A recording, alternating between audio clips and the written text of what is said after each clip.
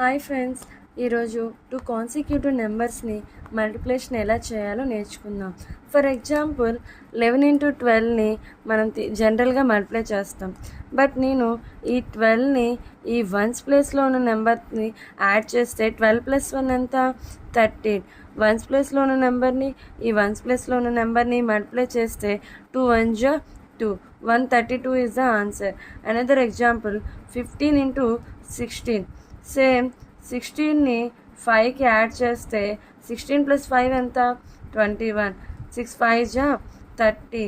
ఈ 3 అనేది 21కి క్యారీ చేస్తే 21 + 3 ఎంత? 24. అంటే 240 is the answer.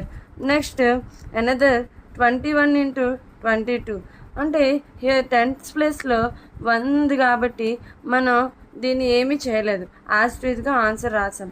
బట్ ఇక్కడ 10th ప్లేస్లో 2 ఉంది కాబట్టి ఎలా చేయాలంటే 22కి 1 యాడ్ చేస్తే 23. అంటే ఇక్కడ 10th ప్లేస్లో 2 ఉంది కదా, సో 23కి డబల్ చేస్తే ఏమవుతుంది? 46.